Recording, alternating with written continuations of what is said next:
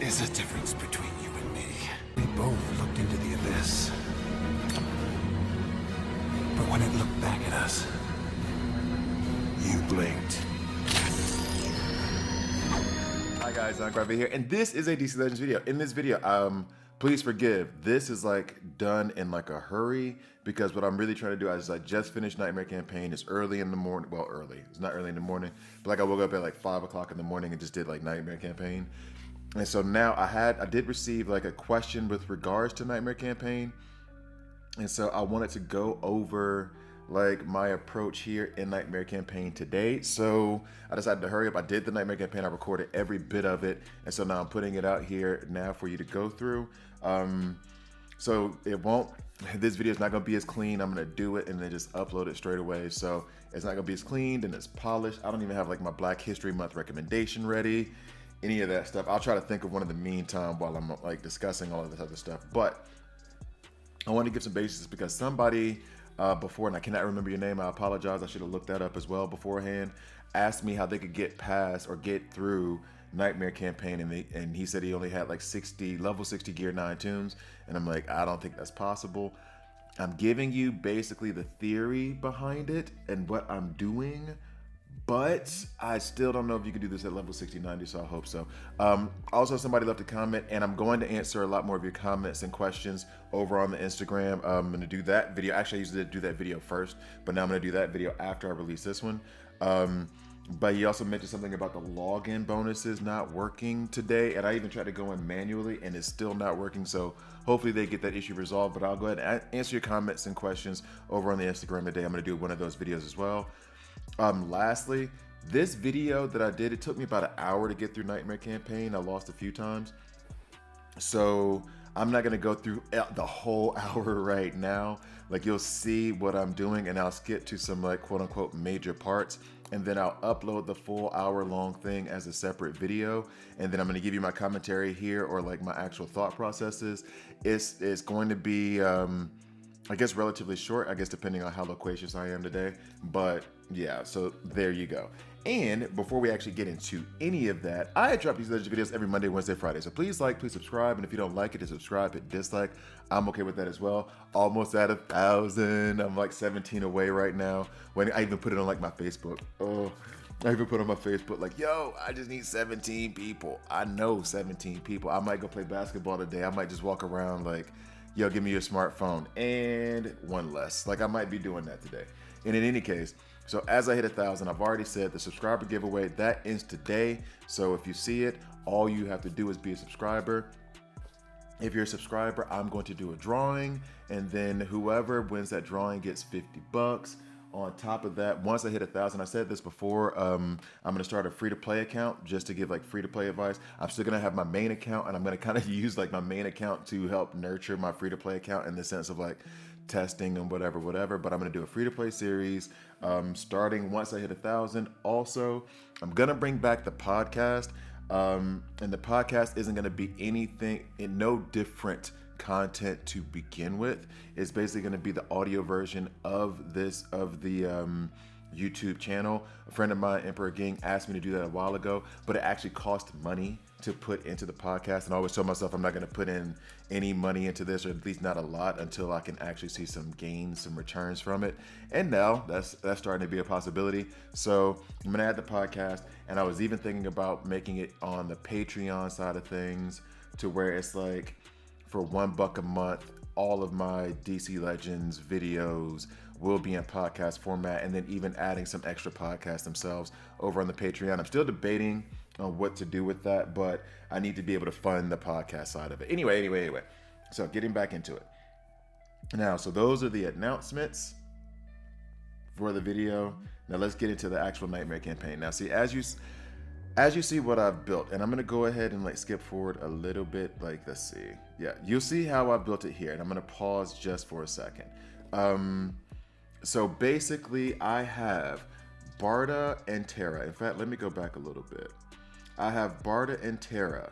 Now, those, in terms of support, Lex, Barda, and Terra are crucial, at least in the way I'm trying to build this now. I'm using Terra for her agility ups and debuff immunity, just to make us tougher to kill. I'm using Barter for the HP pool to give us more HP through her stamina ups. And she's also the taunter. She's going to protect Larfleeze. Larfleeze is the damage dealer in this case. Now, the reason why Larfleeze is important is because he gets a permanent intelligence up. In fact, let me go ahead and go to this right now while I have it on the phone so I can say it exactly correct. But he has a permanent intelligence up that happens, I think it's when enemy dies. And so basically, for a Nightmare campaign, the idea behind it is that I'm going to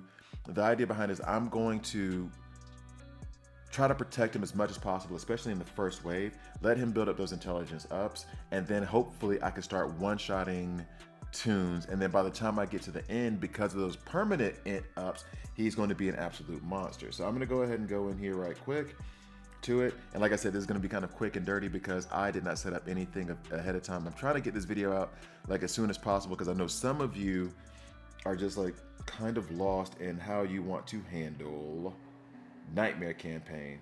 In fact, I hope you guys don't hear that. That's coming out from the back. So Larfleeze on his kit. Special damage to an enemy, drain 10% of their health. That's on the A1. 40% chance to double healing received from life stealing. That's his A1. For the legendary point, I do not have that legendary point. I have his second, his third, and his fifth legendary point, but I'm still going to go over it now. So on the A2, steal 1 buff from every enemy and steal 8% of turn meter from each enemy. So he's giving himself turn meter. He's stealing turn meter, actually. So slowing down the other team and taking on more turn meter, which I didn't even realize actually while I was using him. And then if no buffs are stolen, gain 2 intelligence up. With Nightmare campaign, there's a good chance there's always going to be a buff stolen. And then always gain 3 umps was the legendary point, which I did take. Then you go over here to heavy damage to a special enemy. This is Orange Core. This is the A3. Plus 10% damage per buff on Larfleeze, max 10. That is nuts. And then the legendary point, which I did take, is purge all buffs on from target. Then you have passive ability. Each time Larfleeze is debuffed, and this I haven't even ring this out yet. So 75% chance to purge 2 debuffs from himself. Each time Larfleeze is debuffed, he has a 75% chance to purge 2 debuffs from himself. That's actually a pretty cool ability. Wow. And then passive ability, each time an enemy dies. This is the one that's kind of important. Each time an enemy dies, Larfleeze gains 5 permanent int ups and 25% turn meter. 5 permanent int ups. So there's a situation, or there are a couple of nodes where you run into Cersei here, and at a certain point, I was letting Cersei survive because she's going to revive her allies with like 10% health and enrage, so it's not that big of a deal that they're alive. But if I get to kill them over and over and over again, then that means I'm just stacking up more permanent int ups. And then on the legendary point, each time an ally dies, gain 5 permanent crit chance ups and 100% turn meter. So now I'm being made fun of again. So the whole entire goal is for no one to die, and the way that the entire team is set up. Let me go ahead and take a sip of my coffee. The way the entire team is set up is such that everyone is there to support Larfleeze. Larfleeze is our damage dealer. Terra is the buffer who's going to protect, who is going to make it harder for us to be killed through physical damage. Barda is the one who gives us stamina ups to deepen our HP pool. Lex is the one who's giving us the overheal, giving us the turn meter, purging buffs, or purging debuffs constantly. And as you can see, when I start to go, even when I get to his first turn, I could take out Azrael one shot, which is not that impressive because it's a positive affinity matchup, but still, you get the point. There is a certain point in here where I think it's on node 7, where on his A1, I was hitting for 750,000, which is absolutely insane. Absolutely insane. So what I'm going to do now is I'm going to go forward just a little bit. Let's see how deep we go. I think it was, this is not that node. Let's keep going. Because I want to get to that point, and then there's a certain point in here where I start to lose, and I have to switch up the thought process. And so basically, the way it goes is that I need to be sure that my damage dealer is protected. Now, if I can't ensure his protection, that means I need to change up the strategy. I use Larfleeze because he's now farmable on the last node of Chapter 8 Heroic. And so you can, those of you who are free to play or who are still early in the game, it'll take forever to actually farm him, but you will be actually able to get him eventually. You just have to keep working at it. It's kind of like what Black Adam was, except Larfleeze is permanent int ups. Like, that's just way more useful, especially for Nightmare Campaign. Anyway, so that is why I chose Larfleeze now to use him now. Let's move to the next video. I'm trying to get to the one where I actually fall. I don't think it was here. Let's keep going a little bit, because it was one of those, like, I fell immediately. No, this wasn't it. And all of a sudden, and this was the funny thing too, like, Yellow Lantern was a beast around about node 7, 8. He started being a beast of node 8, and then node 9, that's where I got wiped by him. So another portion of this, and now that I'm thinking about it, and remember I told you that I'm trying to do this very quickly because I know this is kind of important and the event is only going on now. So I don't even have my notes with me or anything. That's why it's all sounding a bit haphazard. But, so now I'm trying to get to the point where I think this is where I ended up having difficulties. I'll be able to tell from the first wave, and then you'll see where I'm switching up. I got a bit, how do I put it, frantic in the explanation of the main goal is to support your damage dealer. You're gonna have one damage dealer. Oh, this is the series where it ended up being with me versus, well, with Cersei, and I was kind of like, that's a bit of a plus, because now I can take out the other 3 multiple times and end up getting more intelligence ups for Larfleeze, so he can just start cracking skulls. This might be the last good match before the bad one happens. But again, and so forgive me if I say it the wrong way, but I'm using the healing from Lex. He is probably the best lead for Nightmare Campaign. I'm trying to think. Sometimes Aquaman may be better just in terms of like getting rid of crit damage, but they hit so hard to begin with that they don't need to crit in order to hurt you. So Lex is the best here because he does remove those debuffs. He does heal, he does give turn meter up. And then, like, I've already explained about Terra and everything, how they just make you better defensively and they give you deeper HP pool. So them as a tandem, honestly, you kind of have to have a lot of times. But as you'll see, after this battle, and I think this is the battle where there was that one hit from the A1 from Larfleeze that was like 750,000. But how much does this hit for? See, well, yeah, it'll get there. But as you'll see, that in order to maintain that protection, I do have to eventually end up moving away from Terra, which kind of sounds counterintuitive. But once you see who I replace her with, a tune that is now in the shop, and there's a pack of hers that you can buy. You guys probably already know what I'm talking about. There's a pack of hers that you can buy. As I said, I'm not big into buying packs, but at the same time, if you bought hers, I get it.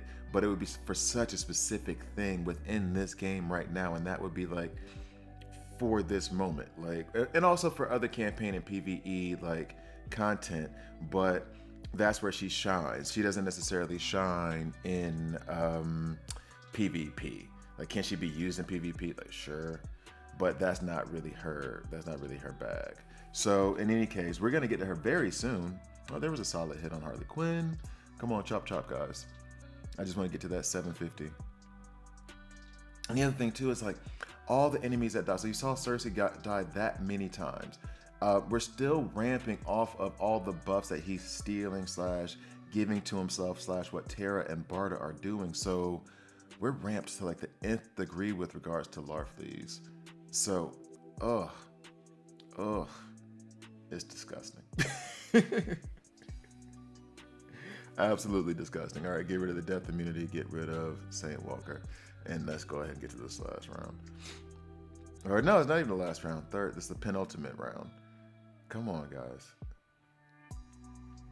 And actually, here's another thing too, in terms of strategy that I was thinking about, and I need to kind of make this point, and maybe you guys know it. It's not just the strategy of how you build your team, it's the strategy of how you're using them. So if you notice, if there's the option, I'm not really attacking with Terra, and Barda. All I'm doing is just setting that 337,000. All I'm doing is setting them up to protect the rest of the team. Like if they would let me, and this you'll kind of see this with what happens next. If they would let me, I wouldn't. I would only use their A2s, but for both of them, I would never ever attack with them except for Terra doing her against Dove right now. But other than that, no, because Terra has a can't miss on the A1. But no, other than that, no chance. I would just stick to strictly having them using only their A2s, and just letting Larfleeze carry all the heavy burden. So let's see, 315. That was nice on the A3. When are we getting to that? There was a 750 in there. Or am I crazy? So, 217. Come on, where's that 750? Show me a 750. Was it here? 471. All right. I ain't see no 750. All right, so I think the next one is the one where, oh no, this isn't where the problem was caused either. This team, to be quite frank, it performed better than I thought. I went at it with Larfleeze, knowing that I've used him in previous Nightmare campaigns because of the permanent int ups, but I never really went through with him fully, because as we all know, Spectre broke Nightmare campaign, so I was just taking it easy and using him to do a lot of the heavy lifting. What I plan on doing also is 207 on a positive affinity on a negative affinity matchup on an A1. Come on now, that was probably one that had the that had the 750 in it. Yeah, this is the one where I had the problem. All right, so basically I was like, all right, let me go ahead and do something a little bit different since it was asked for. And what I might do throughout the weekend is just keep going after that last node, or maybe even this node here, since this was the one that gave me the trouble, and with different team combinations, and not give you any commentary, just like post them onto YouTube or whatever. But yeah, this is the one that gave me the troubles. So basically I do my same thing. I'm going and I'm building so that I'm able to protect Larfleeze, get him as much overheal and as much agility ups as possible. And what I did not expect was them to turn basically Yellow Sinestro into a god. As you'll see coming up. His turn is coming up. Come on now. I'm thinking I'm in good shape. And also on that A1 towards Joker, come on. Positive affinity matchup, and well, he does get killed by Terra, but I thought Larfleeze should have had him handled. And what I should have done there was I should have done the A2 so I could hit Larfleeze twice. Or not Larfleeze twice, so I could have hit Sinestro, Yellow Sinestro twice. But that's not what I did, and that's what he did to me. He wiped out Larfleeze. Once my damage shield is gone, once he's not protected, there's no chance of me getting through any of this whatsoever. So there's not even a point. I think I went ahead and retreated after that, after I lost him. So there's absolutely no point whatsoever in me going at that again. That was node 9. Node 9 was where that problem came in. So maybe I'll go at node 9 and node 12 a few more times with a couple different combinations. I went at it again with the same combination thinking I had done like just a miscalculation, and that was not the case. I'm skipping forward just so you see how he wiped me out again. This time he did a better job and killed all of us. So he was more efficient the second time around. So then it comes down to me having to be a little bit cheesy. We're gonna go ahead and put Spectre in because Spectre is the Nightmare campaign god. But the problem still remained. And what you'll see, I think it might have been this one, it might have been a little bit later on this node, is that I'm able to handle some of the things, some of the time, like taking him out. But as we skip forward a little bit, there's the issue of this node was okay. I had to shift my strategy because at a certain point, Terra was not pulling her weight. I was able to get through a fair amount of the nodes like this as I keep skipping forward. But then I get to node 11 and skipped a little bit too far ahead. I get to node 11 Now, Note 11, I'm still trying to use like not the standard tunes. So I'm trying to put Larfleeze and Terra back in, which that was a mistake. That was a mistake from the get-go. So let's go ahead and go through that a little bit. Yeah, I got wiped. Let me see. I need a little bit better controls over here.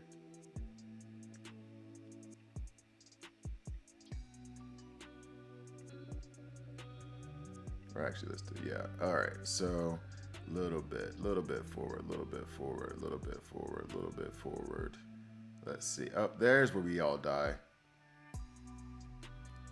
That's it right there. Oh yeah, and I remember now. It was Wonder Woman Coda. She took revenge for me not putting her on my top 10 Mystics list. Not even an honorable mention. Maybe I should have mentioned her honorably. But we're all overheal. We have agility ups. And she is a physical damage based tune. And that's what she did to us. Physical damage based. And that's what she wiped us out with one AoE attack. So for those of you who are like, oh, I'm 60-90, can I get 70-11 tunes? Barda is 80-11, okay? No. I just, like, now I'm seeing it like that, and it's like, there's no way. I go at it again with Terra, not realizing that I'm about to run into the same freaking issue, and that is, I still have an energy-based Terra and an energy-based, or energy affinity Terra and an energy affinity Lex.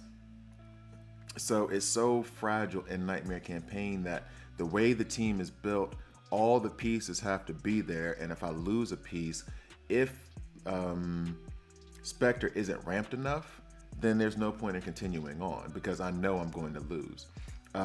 So let's go ahead and watch everybody fall. And then I have to go to my cheesy alternative. Like, Spectre didn't even take out Kilowog. See that? And then Wonder Woman Coda takes them all out. Like, Spectre did not even take out Kilowog on his AoE. Kilowog is squishy, okay? He just hit Kilowog with how many in-ups in his pocket and barely moved the meter. And my Spectre is 80-11. Like, Spectre's the only damage dealer, or the one I consider damage dealer, that I've taken 80-11. I took Superman 80-11, but I consider him a taunter. He does damage, but I consider him a taunter. So, like, this was the only, like, I don't know if you guys understand how nuts that is. That I can't take out a Kilowog with a Spectre in this PvE like setting. It's stupid. It's absolutely stupid. Now here's the other problem I'm running into. Yeah, I can kind of handle things, but I don't have enough awareness. So I'm not going, if I had an AoE attack there, I might have been okay. But there's no way that I can get past all the rest of this with, 1 awareness, 2 awareness. It's not going to happen. Especially if I get enraged by Harley Quinn. So, the next thing, and I've been basically like kind of teasing her a lot coming in, is Donna Troy. Donna Troy is the one that I had to add in to get past this node and will allow you to completely cheese Nightmare Campaign if necessary for you to do that. It's going to become necessary for me to do that. And so the way that the technique is going to work after we get past all of me being basically ripped apart very quickly. Oh, there goes that. Oh, there we go. Batgirl suddenly on her A1 can just crack Spectre's face. So basically, let's go ahead and get into Donna Troy, Spectre, Barda, and Lex. Now, here's what I'm doing to use Donna Troy. I did use her A2 sometimes, but I tried not to. Donna Troy is there for only her passive abilities, okay? I don't really care. She stuns on the A3. I'm happy with it. I'm not searching for it. Barda's there to give us all of those buffs.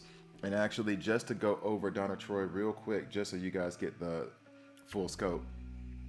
As I say, I'm only using her for her passive abilities because I need her to give me awareness so that I can protect my entire team. I also need her to reduce the cooldowns on all of our abilities so we can attack more efficiently. Meaning, Barda has a stun on her A3, so I need that to come around a little bit more, or at least that's going to be helpful. To use Spectre's AoE attack, his A3, more often, is definitely a big plus. So for her to be able to reduce the cooldowns of everything so I can get to my abilities faster, use the A2 from Spectre more so I can stun them more, is absolutely incredible. So on her passive ability, Swift Retribution, the P1A4, passive ability, each time an enemy damages an ally, Donna Troy gains 20% turn meter, 40% chance to counter with the roundhouse kick. Now, the important part is that she gains that 20% turn meter, giving her turns a little bit more often. Then this is the ability, the absolute ability that I need, Multiverse Presence. At the end of each teammate's turn, if teammate has 6+ buffs, this is why Barter is there, to be sure that we have 6+ buffs, not to mention the fact that Spectre ramps like a god on his A1, not to also to mention that Lex is going to give us a bunch of buffs, intelligence ups, and all that jazz just from him being around. So we're going to have tons of buffs. We need those 6+ buffs because you'll purge 2 buffs, apply 20% turn meter, and reduce the cooldown by all abilities by 1. So now you're giving that teammate 20% extra turn meter. So let's just say that Spectre's using his A1 on that one, where he gets 40% turn meter after using the A1. Now he has 60% turn meter. His turns are coming around faster. He has 2 of his buffs converted into an awareness, and then on top, or converted into an awareness, and then the cooldowns and all his abilities reduced. So now, as you can see, look at all the awareness stacked up on him. Even if everybody else dies, which they all have their fair amount of awareness as well, he's giving himself awareness. Donna Troy is converting a lot of his buffs into awareness. He's getting extra turns, especially when he uses his A1, giving him more awareness. So by the time I get to the end, even if everybody else on my team dies, he has a ton of awareness on him, which means that it's going to take them a lot of hits just to get past, unless they have Adam. Adam is the one that I'm worried about. Peacemaker is also another one that I'm worried about. And Lady Shiva, whom I did not see in this, thankfully. Now, he has enough int ups, which that shows you how tanky Green Lantern, how Jordan was. I had so many int ups, you probably couldn't count them. I hit Green Lantern and it didn't kill him. It took him into the red, but it didn't kill him. Just to give you that notification, or just to give you that, like, so you see it. But now we're at the point of, he has so many awareness, so many int ups that he can handle everybody. What's like everybody? That is the cheat code to Nightmare Campaign, basically. So yeah, that was the approach that I used. I continued on through 11. I think 12. I tried to use Larfleeze again, and I can't remember if that worked, but I know I had to do it with Spectre. So yeah, it probably didn't work. But yeah, I know exactly what I did. I tried to switch it up again, wasn't successful, so I had to go back to the Donna Troy and Spectre method. So I'm gonna go ahead and call it a video here, because I'm literally like running out of space on my computer. I wasn't even planning on doing this right now. I had this whole thing like, I'm gonna do it. Woke up this morning like, let me go ahead and do this really quickly, get it out there for you guys, because I know some of you struggle through Nightmare Campaign. Hopefully that was helpful. Just to give like a recap, Lex is the best at lead. If you don't have him, if you haven't farmed him, you're gonna have a hard time, Get a solid taunter. Barda, for me, is the best in that situation, but you need someone who's just not gonna taunt, but is also going to help the rest of the team survive. Donna Troy could be that taunter for you, but she is a bit squishy. I don't even like using her A2, especially in Nightmare Campaign. Terra, her agility ups, they do make your team harder to kill, but find somebody who has support that can do that. I'm gonna try other combinations. I'm really curious about using Star Sapphire actually in this arena as well. So I want to see if I can make a team work with her. This is me trying it with Larfleeze, Terra, and Barda again. And then have a damage dealer if you can. Superwoman maybe. If you can, get a damage dealer that gives themselves permanent something. So with Superwoman, permanent strength ups, Larfleeze and Spectre, permanent int ups. Like somebody gives you something permanent, so that way as you're going through the waves, you're getting stronger and stronger and stronger, and you're not losing that strength because the buffs are falling off. So that's my advice. I think I might try another combination, like a Superwoman, Star Sapphire. Star Sapphire might be very useful, especially because of like the debuff immunity that she provides, the int downs and the strength downs. Riddler might actually go really good in this combination. Instead of like worrying about buffing my team, maybe damaging theirs. And Riddler does give himself death immunity, so if that death immunity isn't being purged, then there's a good chance that Like, he couldn't even one-shot Spoiler with all those int-ups, and that was a positive affinity matchup. Larfleeze versus Spoiler. That's dumb. Anyway, so Riddler might be good. Like, worry about weakening them instead of strengthening yourself. But I will try different combinations. I'll record them and I'll just put them up. I won't have time to do like a full-on video. I'll just record them and put them up on the channel if I have time to actually find something else that's decent. So, thank you guys for watching. Put your comments below, and I am going to answer some of your questions over on Instagram as soon as I get done like with this video. So, thank you guys for watching. Please like, please subscribe, and I'll see you next time.